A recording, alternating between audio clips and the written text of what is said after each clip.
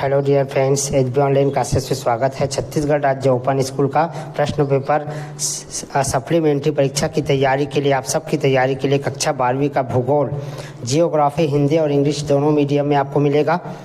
English medium वाले students wait कर रहे होंगे, तो इंग्लिश मीडियम वाले को घबराने की ज़रूरत नहीं, उनको भी मिलेगा।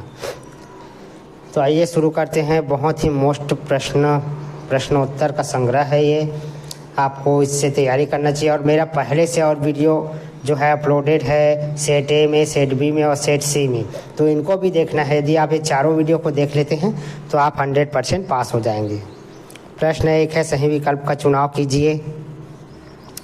अवसादी सेल का उदाहरण है, तो अवसादी सेल का उदाहरण क्या है? बलुआ पत्थर। ऑप्शन सी सही है।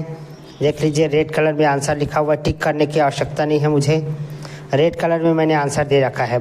दूसरा है भौतिक भूगोल की शाखा है, तो इनमें से कौन सा है? देख लीजिए, भू आकृति पहला ही ऑप्शन सही है, भू आकृति विज्ञान। समुद्र के जलीय धरातल पर अधिकतर तरंगों का मुख्य स्रोत क्या है? तो ये पवन है। चौथा है वायुमंडल गर्म क्यों होता है? सूर्य ताप के द्वारा। पांचवा है भारत का दक्षिणतम छोर हो गया है, सॉरी दोस्तों, छोर है वो, छोर कौन सा है? तो इंदिरा पॉइंट रिक्त स्थान की पूर्ति करे। तो पहला है पृथ्वी का तल का लगभग खाली स्थान प्रतिशत भाग जल से घिरा हुआ है, तो ऑप्शन दिया हुआ है 92.7 आएगा इसमें। भारत में सर्वप्रथम परमाणु शक्ति स्टेशन का विकास रावतपुरा तारापुर, तो यहाँ पर आंसर तारापुर सही है। खाली स्थान जैव मंडल के लिए ऊर्जा का प्राथमिक प्रमुख स्रोत है, तो सूर्य आएगा। खाली स्थान पर दिन रात हमेशा बराबर होते हैं, तो विषुवत रेखा आएगा। वायु दाब मापने की नई इकाई का नाम क्या है? तो हेक्टोपास्कल है। उचित संबंध का मिलान कीजिए। जैविक संसाधन में वन आएगा। परमाणु शक्ति का केंद्र श्रीहरिकोटा। प्रशांत महासागर में मरियाना गर्त आएगा। पर्यटन स्थल मसूरी। और संचार का सर्वोच्च शिखर जो है एवरेस्ट। ये देखिए, मैंने टिक मार्क कर दिया, आंसर भी दिया हुआ है नीचे।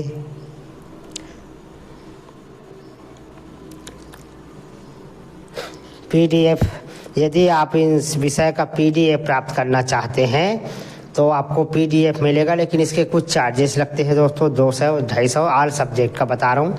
ऑल सब्जेक्ट का कम से कम 300 से 350 चार्जेस लगेगा, ठीक है। तो आप व्हाट्सएप ग्रुप में हाई करके मैसेज कर देंगे तो आपको PDF मिल जाएगा। सत्य बताइए। भिलाई एक औद्योगिक नगर है, सत्य कथन है। दूसरा है भारत में 30% वन आच्छादित है, असत्य है। लोगों के एक स्थान से दूसरे स्थान जाने पर प्रवास कहते, सत्य है। इसी प्रकार आगे और है, देख लीजिए। प्रश्न 2 से 13 तक 2 अंक निर्धारित है। मानव भूगोल की विभिन्न शाखाओं के नाम लिखिए। देखिए दोस्तों, अगर आप इसको मेरे वीडियो पूरा देखते तो आपको आंसर भी याद हो जाएगा। मानव विज्ञान भूगोल, सांस्कृतिक भूगोल, आर्थिक भूगोल और राजनीतिक भूगोल। प्रश्न तीसरा है, निम्नीकरण किसे कहते हैं? तो पदार्थ के अपर्दन से ऊंचे भागों को नीचे गिरना, जैसे अभी पदार्थ का अपर्दन हो जाने से ऊंचा भाग जो है, कोई पर्वत पहाड़ जब नीचे गिर जाता है तो निम्नीकरण कहलाता है। 3 प्रकार के पठारों के नाम लिखे। अंतरा पर्वतीय पठार, गिरिपथ पठार और महाद्वीपी पठार। अंतरा पठार, गिरिपथ पठार और महाद्वीपी पठार, 3 प्रकार के पठार के नाम हैं। फैरल का नियम क्या है? तो फैरल का नियम देखते हैं, आइए। उत्तरी गोलार्ध में पौने या अन्य गतिमान वस्तु अपने दाएं ओर मुड़ जाती है और दक्षिण गोलार्ध में अपने बाएं ओर से मुड़ जाती है, इसे फैरल का नियम कहते हैं। वर्षा जल निधि क्या है? तो किसी क्षेत्र में प्राप्त वर्षा की कुल मात्रा को वर्षा जल निधि कहते हैं। इन्हीं 3 फसल ऋतु के नाम बताइए। तो रबी, खरीफ और जायद फसलों के नाम हैं। प्रश्न, भूस्खलन के 2 कारण लिखिए। प्रश्न 8 है, भूकंप, वनों का विनाश, सड़क निर्माण, झूम कृषि, जनसंख्या वृद्धि, ये सभी भूस्खलन के कारण हैं। प्रश्न 9 है, जैविक संसाधन के 2 उदाहरण दीजिए। वन तथा फसलें, पशु पक्षी आदि जैविक संसाधन के उदाहरण हैं। मानसून की परिभाषा देना है। तो उष्णकटिबंधीय पवनों की उस तंत्र को मानसून कहते हैं जो ग्रीष्म और शीत कालों में अपनी दिशाएं पूरी तरह पलट देती है। प्रश्न 11 अम्लीय वर्षा के लिए उत्तरदायी दो मुख्य गैस कौन से हैं? तो नाइट्रिक एसिड और सल्फ्यूरिक एसिड। प्रश्न 12 है श्वेत क्रांति और नीली क्रांति से आप क्या समझते हैं? नीली क्रांति मत्स्य पालन से संबंधित है और श्वेत क्रांति दुग्ध उत्पादन से। प्रश्न 13 है अधिक जनसंख्या घनत्व वाले 3 राज्यों के नाम लिखिए। तो यहाँ पर बंगाल, केरल, उत्तर प्रदेश, पंजाब, तमिलनाडु, हरियाणा ये सभी है। प्रश्न 14 है अवसादी चट्टानों की 3 विशेषताएं लिखिए। तो अवसादी चट्टानों की 3 विशेषताएं: अवसादी चट्टानें अधिकांशतः परतदार होती है, इन पर अपक्षय का प्रभाव जल्दी पड़ता है, इसमें वनस्पति और जंतुओं के जीवाश्म बड़ी मात्रा में पाए जाते हैं। ये अवसादी चट्टानें होती है। कैनियन की 3 विशेषताएं लिखिए। यह मुख्यतः महाद्वीपीय निगमन तथा महाद्वीपीय ढाल के मध्य पाई जाती है। यह V आकार की घाटी होती है कैनियन। इनकी ढाल तीव्र तथा गहरी होती है। संसार में प्रमुख कैनियन हडसन और बेरिंग आदि है। ओजोन गैस का महत्व लिखिए। तो ओजोन गैस जो है सूर्य से निकलने वाले जो हानिकारक विकिरण, पराबैंगनी विकिरण है, उसको हमारे पृथ्वी में आने से रोकता है। यानी हमारे पृथ्वी का एक कवच है। यदि हानिकारक सूर्य की रोशनी हमारी पृथ्वी पर पड़े तो सारे मनुष्य का नाश हो जाएगा, पेड़ पौधों का नाश हो जाएगा।